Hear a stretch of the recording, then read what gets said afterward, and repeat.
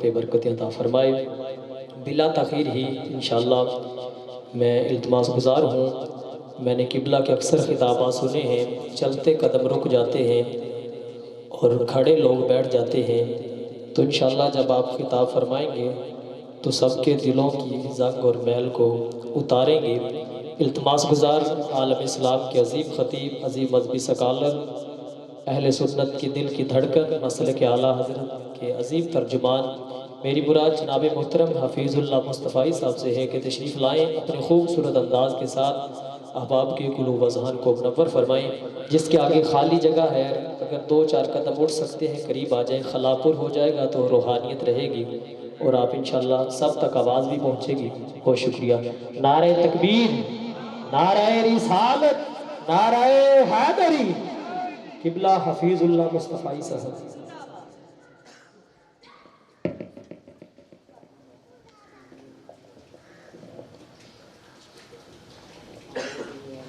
ان اللہ و ملائکتہ یصلون علی النبی یا ایھا الذین آمنوا صلوا علیہ وسلموا تسلیما۔ صلاۃ والسلام علیک یا رسول اللہ وعلی آلک و اصحابک یا سیدی یا حبیب اللہ۔ صلاۃ والسلام علیک یا رحمۃ للعالمین وعلی آلک و اصحابک یا حبیب اللہ۔ حمد و ثنا کے بعد عزت و تکریم کے لائق جلوہ فراز مقتدر علماء، معزز محتشم حاضرین، السلام علیکم ورحمۃ اللہ۔ چند باتیں آپ کے گوش گزار کر کے گفتگو سمیٹ لوں گا۔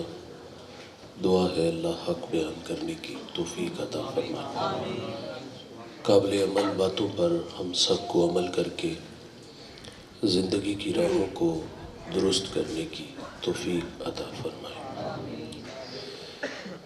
میں اور آپ آج جس مقصد کے لیے یہاں اکٹھے ہوئے ہیں،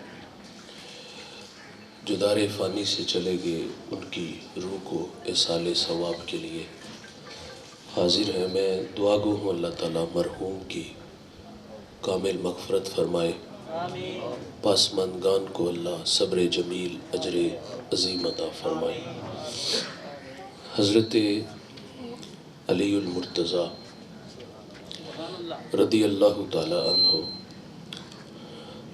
آپ کی خدمت میں ایک سائل آیا اور اس نے آ کر کے عرض کیا کہ جناب والا میرے آپ سے چند سوال ہیں۔ سوال مختصر ہیں اور مجھے ان کے جواب بھی مختصر چاہیے۔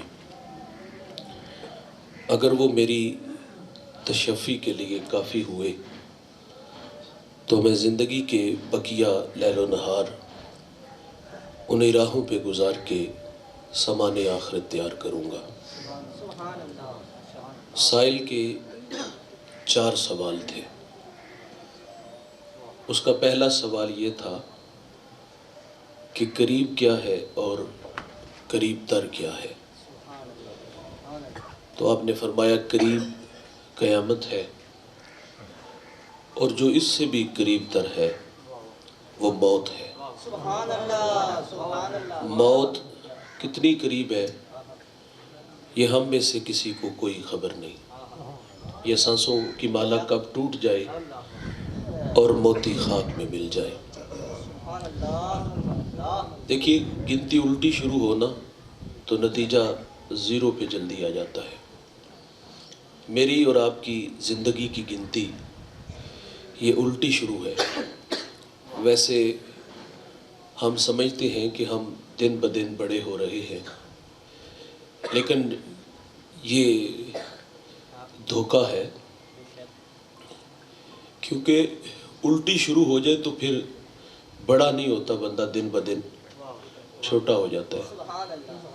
اور اس دنیا میں آنے کی ترتیب ہے، لیکن یہاں سے جانے کی کوئی ترتیب نہیں۔ ایک لمبی لائن لگی ہے، بھائی آپ بھی اس میں کھڑے ہو، میں بھی کھڑا ہوں۔ میری باری نہ جانے کب آ جائے، آپ کی کب آ جائے، کوئی خبر نہیں۔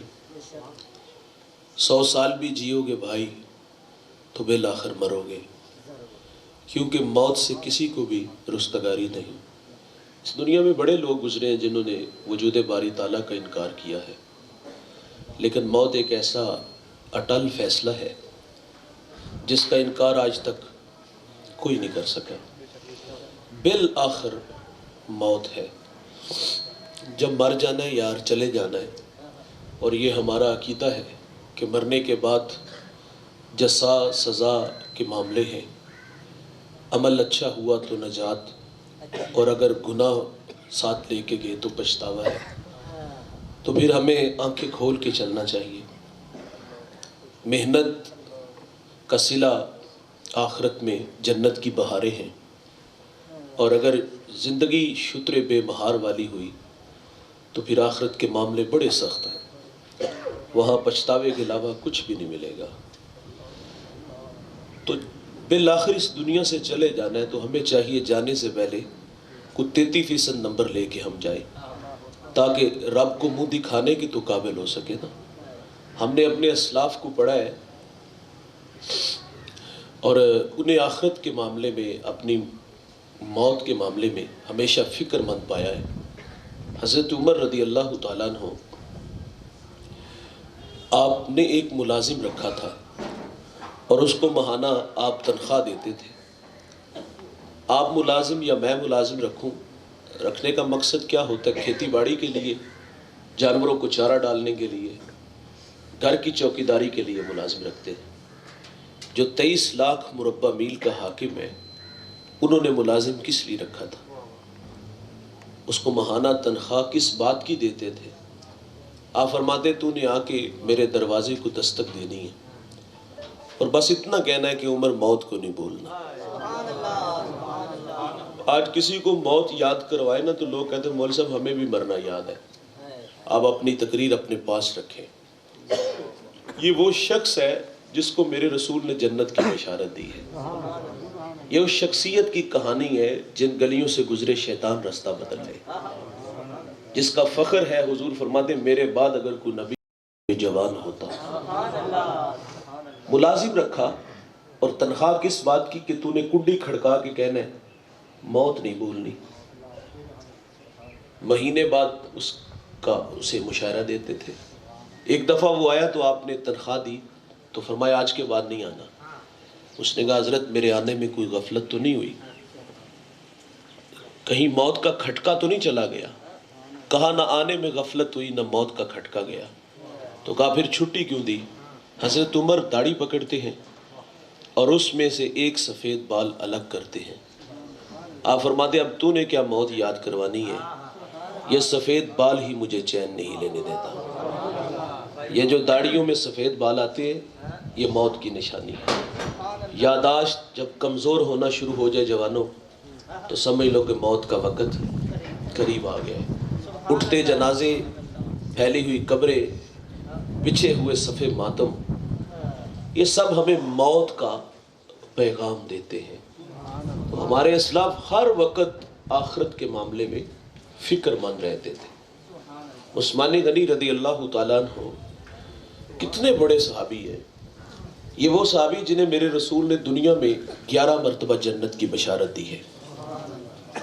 حضور فرماتے ہیں میری 40 بیٹیاں بھی ہوتی نا تو ایک ایک کر کے عثمان کے نکاح میں دے دیتا۔ یار جس سے فرشتے بھی حیا کریں۔ آپ آئینے کے سامنے کھڑے ہیں، داڑھی میں سفید بال دیکھے تو رونے لگے۔ کسی نے کہا حضرت کیا ہوا؟ فرمایا موت کی نشانی آ گئی ہے، ابھی قبر کی تیاری نہیں کی۔ یہ وہ لوگ ہیں بڑے بڑے قدآور لوگ، خدا سے ڈرنے والے تھے، ہر وقت موت کو یاد رکھتے تھے۔ روبی بن حراش تابعی رسول گزرے اور مسکرائے نہیں ساری زندگی۔ کیوں؟ اس لیے نہیں مسکرائے کہ کیا خبر کہ میرا انجام کیسا ہو۔ دوستو بندے کو اتنی دیر تک مطمئن نہیں ہونا چاہیے جتنی دیر تک وہ اپنا انجام بخیر نہ دیکھ لے۔ آپ اس لیے نہیں مسکرائے کہ کیا خبر میرے ساتھ بنے گا کیا، لیکن ہم لوگ کتنی اطمینان والی زندگی گزار رہے ہیں۔ ہمیں کہیں سے ہاتف سے آواز آئی ہے کہ آپ جنتی ہو، ہمیں کسی مستند شخص نے جس کی راتیں سجدے قیام میں گزرتی ہیں، کہیں سے کوئی الہام ہوا انہیں کہ انہوں نے آپ کے بتا دیا کہ آپ جنت کی راہوں، جنت تمہاری پکی ہے؟ وہ تو لوگ خود تڑپتے ہیں جنہیں میرے رسول جنت کی بشارت دیں یار. یہ ان کی کہانی ہے کہ وہ تڑپتے ہیں. روبی بن حراش تابعی رسول ہے، مسکرائے نہیں، کیا خبر انجام کیسا ہو. خیر اللہ کا وعدہ آیا، دنیا سے چلے گئے. چھوٹا بھائی غسال کو لے آیا، وہ غسل دینے گیا تو روبی بن حراش نے مسکرانا شروع کر دیا.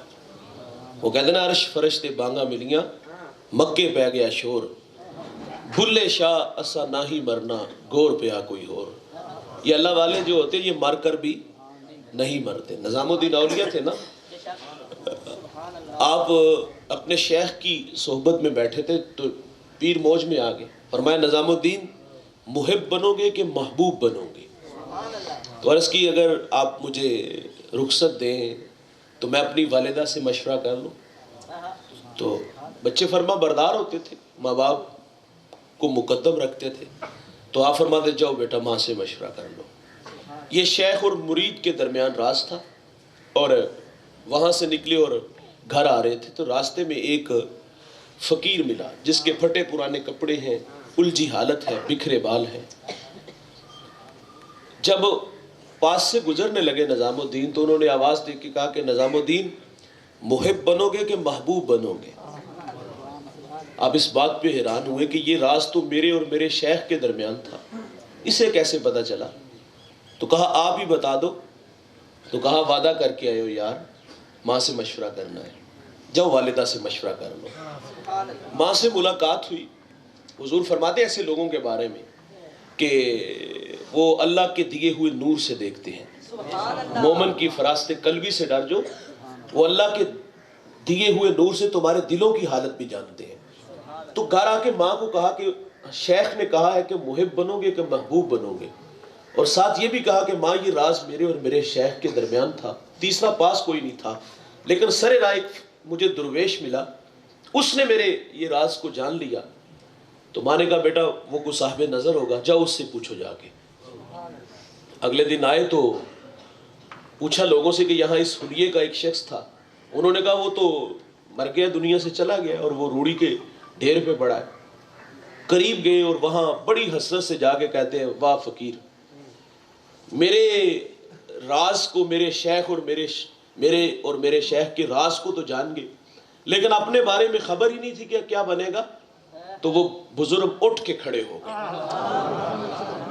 عرش فرش تے بانگا ملیاں، مکے پہ گیا شور، بھلے شاہ اسا نہ ہی مرنا تے گور پیا کوئی اور. کہا نظام الدین محب نہ بننا، محبوب بننا. محب بنو گے نہ کفن ملے گا نہ دفن ملے گا، محبوب بنو گے تو تمہارے ناز اٹھائے جائیں گے. تو یہ اللہ جس کو نصیب فرما دے تو وہ ساری زندگی نہیں مسکرائی کہ کیا خبر کہ میرا انجام کیسا ہو. وہ سال غسل دینے آیا تو روبی بن حراش نے مسکرانا شروع کر دیا. وہ گھبرا کر کے باہر آئے اور کہا تیرا عجیب بھائی ہے، میں غسل دیتا ہوں اور وہ آگے سے مسکراتا ہے. تو اس کے بھائی نے کہا یقیناً میرے بھائی نے اپنا انجام بخیر دیکھے تبھی تو مسکرا رہا ہے. اللہ اکبر. سادی ایک بڑی اچھی بات کرتے ہیں. آپ فرماتے جب تو دنیا میں آیا تھا نا تو روتا تھا، لوگ ہنستے تھے. بچہ جب دنیا میں آتا ہے تو اس کے ساتھ میرے رسول فرماتے کہ ہمزاد شیطان بھی جنم لیتا ہے جو بچے کی پسلیوں کو چھیڑتا ہے. تو جب بچے کو چھیڑتا ہے تو بچے کو تکلیف ہوتی ہے، درد کی شدت کی وجہ سے بچہ روتا ہے. تو گھر والے مطمئن ہو جاتے کہ بچہ زندہ ہے. بچہ روئے نہ، خاموش رہے تو گھر والے پریشان ہوتے کہیں مردہ تو نہیں. سادی کہتے جب تو آیا تھا تو روتا تھا، لوگ ہنستے تھے. فرمایا ان سے بدلہ لے کے جانا ہے. زندگی ایسی گزار کے جاؤ، ایسی گزار کے جاؤ کہ جب تو دنیا سے جائے تو تو ہنستا ہوا چلا جائے، لوگ روتے ہوئے رہ جائے. لیکن ہمارا حال کیا ہے معذرت سے، ہم دنیا میں آئے بھی روتے ہوئے اور جب دنیا سے جاتے ہیں تو پھر بھی روتے ہوئے چلے جاتے ہیں. روبی بن حراش مسکرائے نہیں. خیر وہ سال غسل دے کے پھٹے پہ ڈال کے باہر آیا. 6 منگوئیاں شروع ہو گئی، کوئی مانتا ہے کوئی انکار کرتا ہے. جزاک اللہ. یہ کیسے ممکن ہے تو ربی بن حراش نے کفن سے ہاتھ باہر نکالا اور فرمایا السلام علیکم۔ لوگوں نے سلام کا جواب دیا اور کہا کہ مرنے کے بعد باتیں کر رہے ہو؟ کہا ہاں مرنے کے بعد باتیں کر رہا ہوں۔ کہا بتاؤ تمہارے رب نے تمہارے ساتھ سلوک کیا کیا؟ کہا جب اس کے حضور پیش کیا گیا تو اس کی قدرت برے چہرے پہ جلال نہیں تھا، روح و ریحان کے ہار میرے گلے میں ڈال کے استقبال کیا گیا۔ جب لوگوں نے ادھر ادھر کی باتیں کی تو اس نے کہا تم مجھے باتوں میں لگائے ہوئے ہو، امام الانبیاء قبرستان میں میرے جنازے کا انتظار فرما رہے ہیں۔ جنازہ پڑا، تدفین ہوئی، لوگ گھر نہیں گئے۔ سید عائشہ رضی اللہ تعالیٰ عنہ آپ حیات تھی، لوگ سیدھے اماں جی کے پاس آ گئے اور آگے کہتے آج عجیب کام ہم نے دیکھا۔ کہا کیا ہوا؟ کہا عجیب کام یہ دیکھا کہ آج مردہ بول اٹھا۔ تو آپ فرما دی تم کیوں پریشان ہوتے ہو؟ میرے سرتاج آقا فرما گئے ہیں کہ میری امت میں کچھ لوگ ایسے بھی ہوں گے جو مرنے کے بعد بھی باتیں کریں گے۔ نعرہ تکبیر، نعرہ رسالت، نعرہ حیدری، علماء حق السنت، علماء حق السنت۔ تو بھائی جان ہمارے اسلاف آخرت کے معاملے میں ہمیشہ فکر مند پائے گئے۔ ہمیں یہ اٹھتے جنازے، یہ اچانک یہ حادثات، یہ مسجد کے لاؤڈ سپیکر سے یہ آوازیں کہ فلاں کا بیٹا ایک جھٹکے میں ہی موت کی گھاٹ اتر گیا، یہ ہمیں عبرت کیوں نہیں دیتا؟ ہم آنکھیں کیوں نہیں کھولتے؟ روزانہ ہم آج کسی کے لیے جمع ہوئے، کیا وہ وقت نہیں آنا کہ ہم نہیں ہوں گے، لوگ ہمارے لیے جمع ہوں گے؟ یہ مزاج آپ لوگوں نے دیکھا نہیں، چند دن ہی یاد کرتے ہیں اپنوں کو اور پھر بھول جاتے ہیں۔ جو بڑے پکے یار ہوتے ہیں نا، گوڑے یار ہوتے ہیں، وہ صرف مٹی ڈالنے کے روادار ہوتے ہیں، بعد میں پتہ ہی نہیں ہوتا کہ یار کی قبر کس جگہ پہ ہے۔ جنہوں نے مرنے جینے کے وعدے کیے ہوتے ہیں، کہاں گئی وفا کی کہانیاں؟ یہ آپ اپنے دیہات میں دیکھ لو، لوگ جن کی مثالیں دیتے تھے بڑے گوڑے یار ہیں، صبح و شام ایک دوسرے سے ملاقات نہیں کر لیتے، ایک جگہ بیٹھ کے چائے کھانا نہیں کھا لیتے، اتنی دیر تک ان کا دن نہیں گزرتا۔ لوگ مثالیں دیتے ایسے دوستوں کی، لیکن سانسیں ٹوٹتی ہیں۔ وہ یار جو کبھی ایک لمحہ نہیں گزارتا تھا، آج قبر پہ کھڑا ہونا نصیب نہیں ہوا، آج وہاں کھڑے ہو کے اس کے لیے فاتح خوانی بھی نہیں کر رہا۔ یہ تو ہمیں بھی دیکھنا ہوگا نا بھائی جان، قریب قیامت ہے، اس سے بھی قریب موت ہے۔ غزالی فرماتے کبھی دنیا میں نظر دوڑاؤ، تمہیں بوڑھے لوگ تھوڑے ملیں گے، بچے جوان زیادہ ملیں گے۔ وجہ بڑھاپے کو بہت تھوڑے لوگ پہنچتے ہیں۔ اس مسئلے میں دیکھ لو بوڑھے کتنے اور جوان کتنے ہیں، ابھی سمجھ چل جائے گی۔ آپ فرماتے بڑھاپے کو لوگ تھوڑے پہنچتے ہیں، زیادہ تر مرنے والا یا تو بچپن میں یا پھر ان فوان شباب، ابھی جوانی کی دہلیز پہ قدم ہوتا ہے تو موت اٹھا کے لے جاتی ہے۔ موت اس قدر قریب ہے۔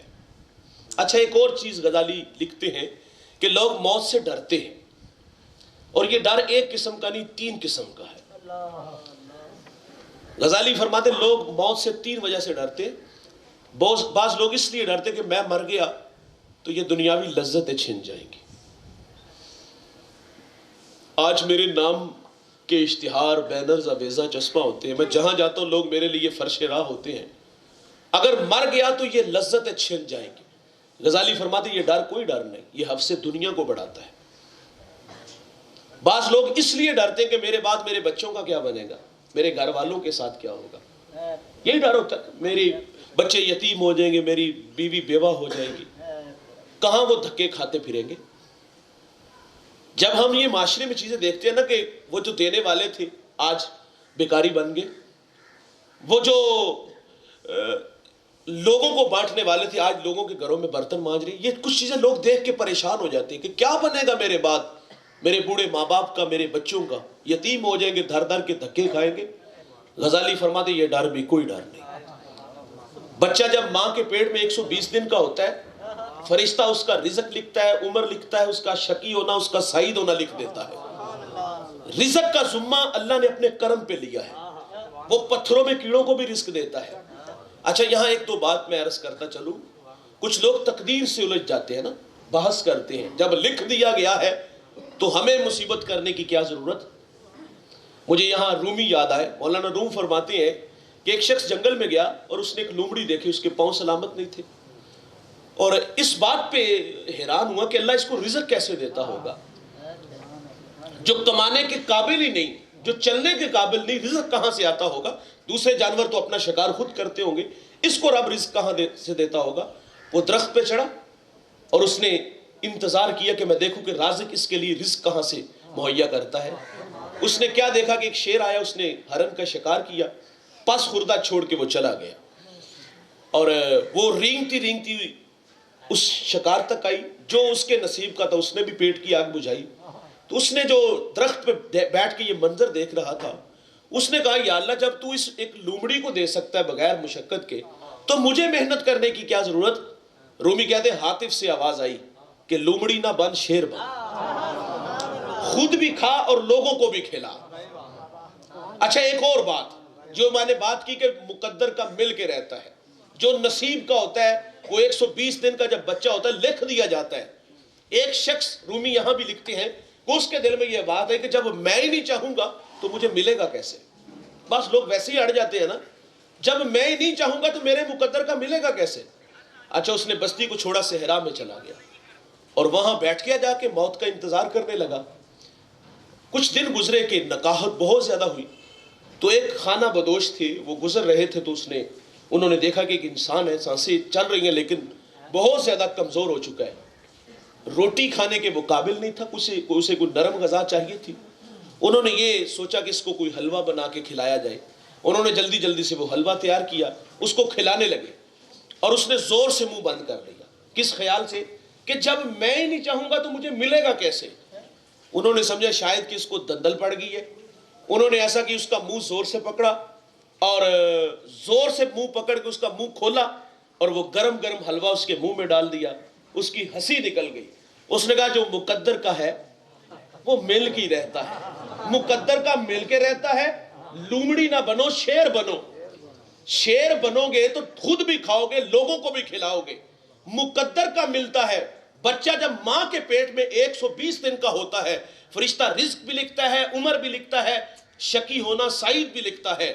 غزالی فرماتے یہ ڈر بھی کوئی ڈر نہیں کہ میرے بعد میرے بچوں کا کیا بنے گا، اللہ رازق ہے، اللہ پالنے والا ہے۔ آپ نے دیکھا نہیں اکیلا بیٹا تھا اور ماں بھی چلی گئی، باپ بھی حادثے میں اللہ کے پاس چلا گیا، تو وہ پل ہی گیا نا، جوان ہو ہی گیا نا، اس کے نصیب کا رب نے دے ہی دیا نا، نصیب کا ملتا ہے۔ اور غزالی فرماتے تیسرے قسم کے لوگ وہ ہیں جو اس لیے ڈرتے ہیں کہ میں مر گیا تو میرے پلے کون سا ایسا نیک عمل ہے جو میں اللہ کے حضور لے کر حاضر ہوں۔ فرمایا اصل میں ڈرنا یہ ڈرنا ہے کہ بندہ اس لیے ڈرے کہ میرے پلے کون سا ایسا عمل ہے جو میں اپنے رب کو جا کے دیکھاؤں۔ اگر یہ عقیدہ پختہ ہو جائے تو پھر عمل آسان ہو جاتا ہے۔ یہ آوازیں آپ سنتے ہیں، یہ جہاں بٹھا اگلا کس نے ڈٹھا، آئے گی تے ویکھی جائے گی، یہ باتیں آپ نے سنی، مولوی بخشے گے دسی بھی بخشے جاواں گے، ڈبکی لگے گی جان چھوٹ جائے گی، یہ آوازیں آپ نے سنی ہیں۔ یہ ان لوگوں کی آوازیں ہیں جو دنیا کی بھیڑ میں کھو چکے ہیں، جن کا عقیدہ یہ ہو کہ میں رب کو کیا منہ دکھاؤں گا، تو پھر باعمل لوگوں کی زبان پہ یہ لفظ نہیں آئیں گے۔ بھائی جان قریب قیامت ہے، اور جو اس سے بھی قریب ہے وہ موت ہے۔ سائل کا دوسرا سوال سنیے، اس نے کہا ارشاد فرمائے کہ عجیب کیا ہے اور عجیب تر کیا ہے؟ فرمایا عجیب دنیا ہے اور عجیب تر دنیا کو طلب کرنا ہے۔ الدنیا سجن المومن و جنت الکافر، دنیا مومن کے لیے قید خانہ، کافر کے لیے یہ جنت ہے۔ دنیا مردار، اس کو چاہنے والے کتے۔ فرمایا جو دنیا کو محبت کی نظر سے دیکھے گا اللہ سینے سے تقوی کے نور کو کھینچ کر لے جائے گا۔ عجیب دنیا، عجیب تر دنیا کو طلب کرنا۔ آج دوڑ ہی نہیں دنیا کی، صبح سے شام اور شام سے صبح تک۔ آج 8 سے 18 گھنٹے 20 گھنٹے محنت صرف دنیا بنانے کے لیے۔ آخرت کی محنت ہے؟ ہم نے آخرت کے معاملے میں لوگوں کو بے نیاز پایا ہے۔ عجیب دنیا ہے بھائی، عجیب تر دنیا کو طلب کرنا۔ دیکھیں اسلام یہ نہیں کہتا کہ تم بیوی بچے چھوڑو، ماں باپ چھوڑو، جنگلوں میں، بیابانوں میں، ویرانوں میں، غاروں کی تنہائیوں میں بیٹھ کے حق ہو کے نعرے لگاؤ۔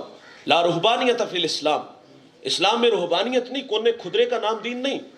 اقبال بھی تنقید کرتا ہے، وہ کہتا ہے جا بیٹھ کسی غار میں اللہ کو کر یاد۔ اسلام کا یہ مزاج نہیں، اسلام تو کہتا ہے رزق حلال کما کے لقمہ بیوی کے منہ میں رکھو گے اللہ صدقہ لکھ دے گا۔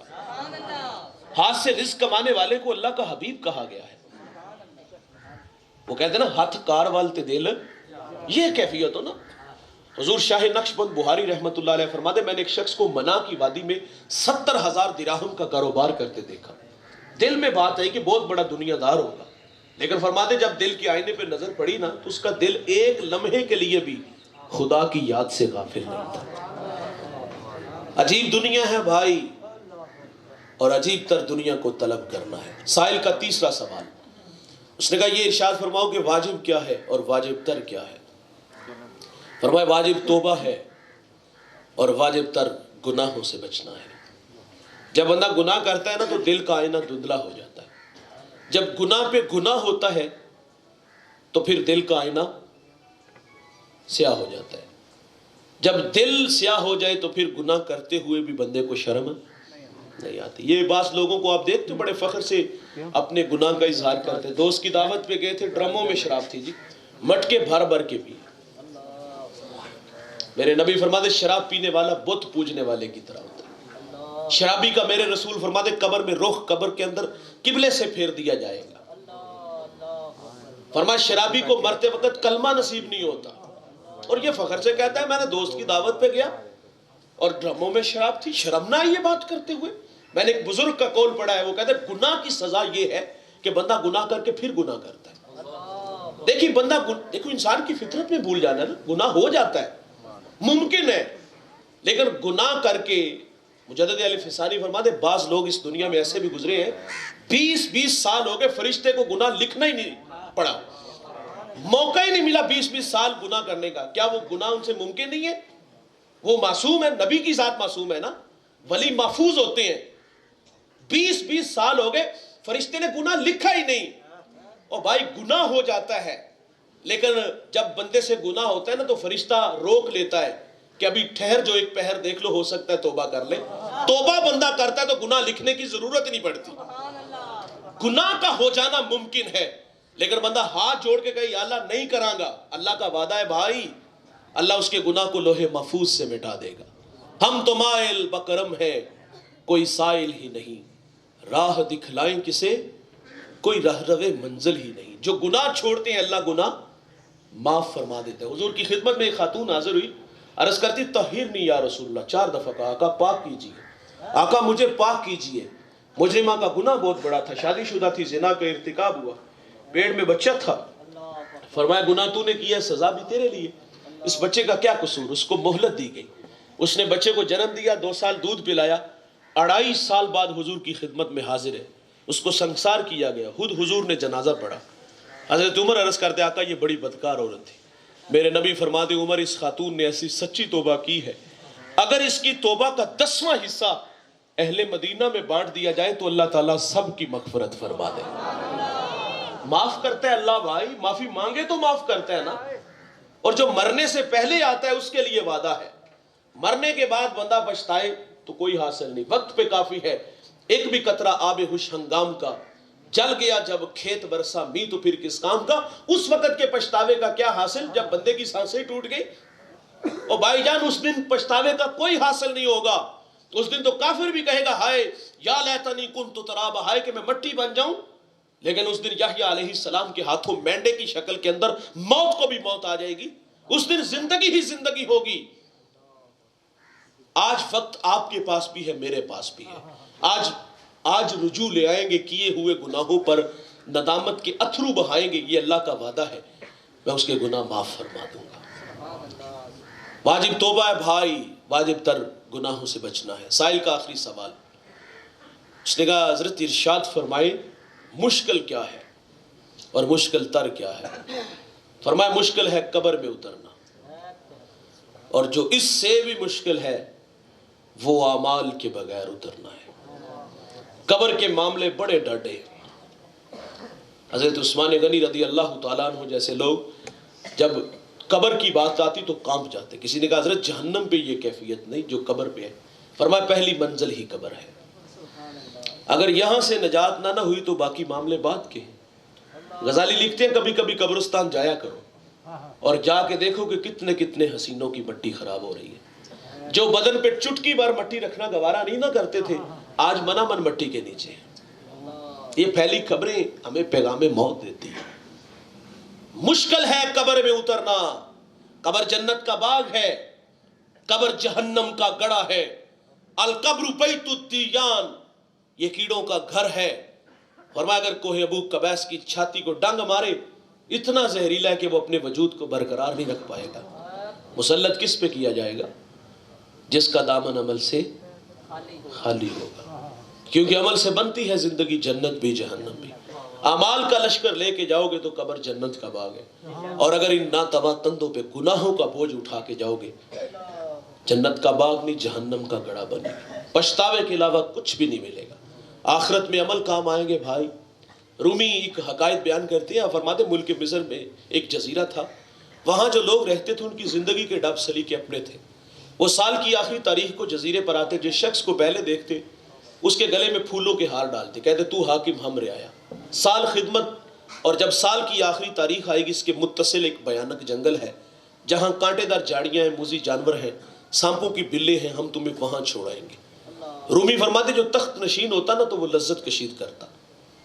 देखिए दौलत पास हो, इक़्तिदार की मसनद बिछी हो, नाम के इश्तिहार, बैनर्स, अवेजा, चश्मा हो, तो इंसान हमाकत में आ ही जाता है। बास का ये चीज़ें नशा बन जाती है ना। और ये जो मैंने अभी बातें की, ये जहाँ मिठा, ये सारी बातें उस वक्त होती हैं। दौलत पात हो तो बंदा भूल ही जाता है कि मैंने मरना भी है। लेकिन भाई मज़े हैं तो हिसाब क्या देना नहीं पड़ेगा? हिसाब भी तो देना ही है ना। कबूतर बिल्ली को आंखें, कबूतर बिल्ली को देखकर आंखें बंद कर ले तो क्या वो उसकी खूनी पंजों से बच सकते हैं? सहूलत पैदा कर रहे हैं, हम परवाह नहीं करेंगे तो क्या हिसाब नहीं देना पड़ेगा? मजे हैं तो क्या हिसाब नहीं? वो बादशाह के लिए लौंडी फूलों की सेज सजाती थी, 1.25 मन फूल सजाती, वो आता और माहवे इस्तराहत होता। एक दफा उस बुढ़िया ने फूलों की सेज सजाई, बादशाह के आने में कुछ वक्त था, दिल में ये बात आई कि चलो 2 लम्हों के लिए सेज पे लेट के देखूं मजा क्या है। जब उस पर लेटी तो आंख लग गई। आंख उस वक्त खुली जब बादशाह अपने वक्त पे आया। अपनी सेज पे एक मामूली मुलाजमा देखी तो गैरत से लाल पीला हो गया। जल्लाद को कहता है इसको उल्टा लटका के कोड़े मारो। कोड़े मारते तो वो चीखे मार के रोती है। अचानक रोने की बजाय उसने हंसना शुरू कर दिया। बादशाह मुताज्जिब हुआ, कहा रुको इससे पूछो रोती क्यों हो और हंसती क्यों हो। कहा बादशाह कोड़ा लगता है जान निकलती है। कहा हंसती क्यों हो। कहा हंस इसलिए रही हूं, मैं तो 2 लम्हों के लिए आया हूं और इतनी मार पड़ी है, जिसको उम्र होगी इस पर लेटती हुई उसका क्या बनेगा। मजे हैं तो क्या हिसाब नहीं देना पड़ा? जरूर देना पड़ेगा। इब्राहिम बिन अदहम की छत पे बेलोल टह रहे थे, कदमों की आहट सुनी। कहा कौन? फकीर बोला मैं। कहा क्या कर रहे हो? कहा ऊंट तलाश कर रहा हूं। बादशाह की हंसी निकल गई। उसने कहा पगले कभी छतों से ऊंट भी मिले हैं? उसने कहा हुजूर वाला अगर छतों से ऊंट नहीं ना मिलते तो फिर नरम और गदास बिस्तरों पर रब भी नहीं मिलता। सल्तनत को लात मारी, जंगल में भाग निकले, इतना नाम लिया कि हस्ती ही मिटा दी। दजला की मौजे गवाह है, ये वही इब्राहिम बिन अदम था। वहां बैठ के अपनी गुदड़ी सी रहा था। पास से रियाया का बंदा गुजरा, उसने देख करके पहचान लिया। उसने कहा हुजूर वाला वो शाही अच्छी या ये गदाई अच्छी? बहसने की, हाथ में सुई थी, पानी की मौजों के सुपुर्द की। आवाज दी मछली सुई दो मुझे। मछली मुंह में सुई लेके आ गई। फरमाया बताओ वो शाही अच्छी या ये गदाई अच्छी? जो उसका हो जाता है फिर सारी खुदाई उसकी हो जाती है। तो रूमी फरमाते जो तख्त नशीन होता वो लज्जत कशीद करता, मजे लूटता। लेकिन जब साल की आखिरी तारीख आती वो आगे बढ़ते, उसको पकड़ते झकड़ते, वो चीखता चिल्लाता लेकिन एक न सुनी जाती। उसे उठाते और जंगल में छोड़ाते। मूजी जानवर उसको अपना शिकार बना लेते। जिंदगी की बहारें लैलो नहार करवटे बदलते रहे। अल इख्तिसार उस जजीरे पर एक दाना बीना सियाना आदमी उतरा। ताजिर था। हस्बे रवायत इसके गले में भी फूलों के हार डाले गए। हाकिम रियाया की बातें हुई। कहा साल मानेंगे, आखिरी तारीख को जंगल में छोड़ाएंगे। रूमी फरमाते जब ये तख्त नशीन हुआ ना, इसने लज्जत कशीद नहीं की। इसने सबसे पहला काम ये किया, इसने बल्दिया के मुलाजमीन तलब किए, फौज के कमांडर बुलाए। कहा जाओ उस जंगल में, जिस जंगल में मुझे छोड़ के आना है, वहां के मूजी जानवर कत्ल कर दो। हो गए। सांपों की तो बंद हो गई। वहां चश्मे, वहां कुएं खदवाओ, खोद दिए गए। साल मेहनत की, अब वो जंगल नहीं गुलिस्तान बना। साल की आखिरी तारीख जब इस पे आई तो हस्बे रवायत आगे बढ़ के इसको भी जकड़ने लगे। ये चीखा नहीं, ये चिल्लाया नहीं, इसने मुस्कुराना शुरू कर दिया। इसने कहा मुझे जकड़ने की जरूरत नहीं, मैं बखुशी तुम्हारे साथ जाने के लिए तैयार हूं। और यार रूमी मिसाल से समझा रहे हैं। अल्लाह कुरान में फरमाता इन्ना हदैना हुस्सबीला इम्मा शाकिरन व इम्मा कफूरा। अल्लाह ने इंसान को दुराहे पर खड़ा किया है। एक तरफ अंधेरा, एक तरफ उजाला, खैर और शर की दोनों राहें हमारे सामने रखी। जो तख्लीक के मकसद को पेश नजर रख के जिंदगी के शब रोज गुजारता है, वो मिसाल सामने रखिएगा। जिसने वहां फौज के कमांडर भेजे, वहां के कांटेदार झाड़ियां, मूजी जानवर कत्ल करवाए, इसी तरह बंदा मोमन अमल की राहों पे खुद को थका दे, کبھی تہجد کی سسکیاں، کبھی نوافل، کبھی صدقات، کبھی دکھیوں کے کام آنا، یہ دراصل قبر کی کیڑے مکوڑے مکوا کے اس قبر کو جنت کا باغ بنانا ہے۔ اور دوسرے وہ جو آئے اور سال مزہ لوٹتے رہے، اسی طرح بندہ مومن تخلیق کے مقصد کو پیش نظر نہ رکھے، پسے پشت ڈال دے۔ اور یہ باتیں جو میں نے ابھی عرض کی کہ یہ جہاں مٹھا اگلا کس نے ڈٹھا، آئے گی تے ویکھی جائے گی، مولوی بخشے گے تسی بھی بخشے جاواں گے۔ جب یہ نقطہ انجام کو پہنچتے ہیں تو میرے بھائی ان کے پاس پچھتاوے کے علاوہ کچھ بھی نہیں ہوتا۔ جب یہ نقطہ انجام کو پہنچیں گے تو پھر رونے اور پچھتانے کے علاوہ کچھ نہیں ملے گا۔ آئیے میں اور آپ ان راہوں کے راہی بن جائیں جن راہوں پہ اللہ اور اس کے رسول کی رضا بچھی ہے۔ اگر وہ راہیں ہمیں میسر آ جائیں گی تو پھر قبر میں روشنیاں، جب داور محشر کے سامنے جاؤ گے تو سر پہ عزت کی دستار سجائی جائے گی۔ اللہ تعالیٰ ہمیں وہ جذبے عطا فرمائے جو ہماری آخرت بہتر فرما دے۔ وہ مجھے پرچی دے دے۔ آخر پہ ایک ضروری اعلان سماعت فرمائیں۔ ہمارے گجرانوالہ میں سالانہ مصطفی اجتماع ہوتا ہے، جس میں یہ سالانہ ہوتا ہے۔ اس سال انشاءاللہ 8 مارچ بروز اتوار، وہ بھی دے دیں، ٹھیک ہے، صبح 10 بجے سے لے کر نماز عصر تک یہ پروگرام جاری رہے گا۔ تلاوت، نعت، مصطفی مبلغین کے خطابات، بعد عظیم پیرزادہ محمد رضا ثاقب مصطفی صاحب امیر اعلیٰ دارت المصطفیٰ آپ خطاب فرمائیں گے۔ ہمارا پروگرام بامقصد ہوتا ہے، وقت ضائع نہیں کرتے، بہت کچھ سیکھنے کو ملتا ہے، عمل کے جذبے نصیب ہوتے ہیں۔ میری آپ دوستوں سے گزارش ہے کہ نور و نگہت سے لبریز اس محفل نور میں تشریف لا کر ابدی سعادتوں کے حقدار بنیے گا۔ ہمارا حلقہ وہاڑی بھی ہے اور وجیاں والا بھی ہے۔ میں گزارش کروں گا، ہمارا تعلق اللہ رسول کے لیے، نہ وہ رات گئی بات والا کہانی نہیں، نہ ہم کسی سے تقاضا کرتے ہیں، نہ آتے نہ جاتے، الحمدللہ محض رضا الہی کے لیے۔ اگر کوئی بلاتا ہے تو دل کے کسی گوشے میں بھی کوئی خیال نہیں ہوتا، اور دعا فرماؤ اللہ اس پہ استقامت دے۔ تو آپ دوستوں سے بھی میں عرض کروں گا کہ 8 مارچ بروز اتوار صبح 10 بجے سے نماز عصر تک، یہ سال میں ایک دفعہ ہی آپ کو بلائیں گے، تو اس خوبصورت بزم میں خود بھی آئیے گا اور ساتھ اپنے دوستوں کو بھی شامل کیجئے گا۔ وہاڑی سے بھائی محمد عمران صاحب، سرور بھائی یہ وجیاں والا سے ہیں، ان کے رابطے نمبر آپ لکھ لیں 030077203225۔ یہ عمران بھائی کا نمبر ہے، تو میں ایک دفعہ پنجابی میں بھی عرض کر 0377200325، اس نمبر پہ آپ رابطہ فرمائیں اور آپ اس خوبصورت بزم میں تشریف لائیں۔ انشاءاللہ یہ سارا سال آپ کو یہ پروگرام بھولے گا نہیں انشاءاللہ۔ ہماری آنکھیں آپ کے لیے فرش راہ رہیں گی۔ ہمارے عظیم مبلغ انشاءاللہ 3 مارچ بروز منگل تقریباً 8:45 بجے خطاب شروع ہو جائے گا۔ یہ ماہانہ درس قرآن میں، اور یہ بامقام فرید جوائی لینڈ پارک میں یہ پروگرام ہوگا۔ مبلغ اسلام حضرت علامہ مفتی لیاقت امین مصطفی صاحب آپ خطاب ارشاد فرمائیں گے۔ آپ کے پڑوس میں ہے، کوئی لمبا سفر نہیں، اس پروگرام میں شرکت فرمائیے گا۔ اللہ تعالیٰ آپ سب کو جزائے خیر عطا فرمائے۔